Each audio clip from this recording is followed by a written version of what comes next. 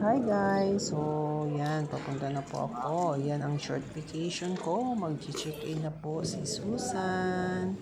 So, pagkatapos ko sa immigration, naglakad na po ako dito sa may Muscat International Airport habang naghahantay po sa aking connecting sa Fly Dubai. Punta po ako ng Dubai. So, nakaupo muna. Naghahantay mo si Susan. So, tinulog mo na yung aking bagahe, ang aking hand carry. So, wala pa. Close pa po yung gate para sa aking connecting. So, habang nag-aantay, so, nag-video muna para, relax muna. So, picture uli. Lakad-lakad. Yan, nag-video muna ako. Ikot pa more. Yan, ikot muna tayo habang naghantay sa ating flight. Yan. Pero nag-aabang ako dyan para diretso pila agad. So, yan na. On board na po kami para sa aming aeroplano to Fly Dubai. Going to Dubai po ang sasakyan po namin. So, yan na. Paalis na si Susan. Bye for now. Yan. Paalis na po kami. Yan. 1 hour lang pa naman ang biyahe. Papunta Muscat to Dubai. So, yan. Yung aeroplano. Yan.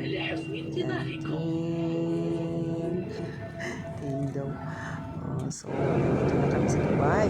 Yan. Nagano na kami, sumasakay po kami sa shuttle bus para sa aming connecting. Yan. Connecting to Dubai to Cebu. Yan. Dubai na aeroplano. Yan. So, nandito na po ako sa aking gate papuntang Cebu, Dubai to Cebu. Yan, hindi pa po ako nandito. Nandito na ako kami sa aircraft. Kami sa Cebu. Yeah, welcome to Cebu. Yan, papunta po ako kami ng immigration, E-gate. Yan, papunta na si Susan sa E-gate. Hi, welcome back. Welcome home. Mama ko. Muhilak day mader. 10 years, praise God. Dugay mo sa gukang. Vacation lang po. Padayon din. Padayon na. Umiiyak. Yan. Yung sister-in-law ko, sa kanyang anak ko, Junakis. Kasi nag-aayos.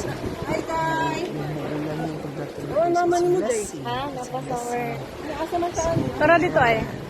Itulak mo natin yung mga balahin natin. Dili kay muhilak. Uy. Muhilak man siya oy. Naarami ko ano. Okay.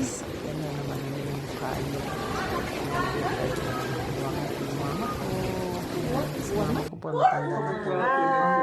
Dito na kami sa bahay ng papa ko. Yan ang papa ko, kapatid ko, at saka yung susunod ko. Yan.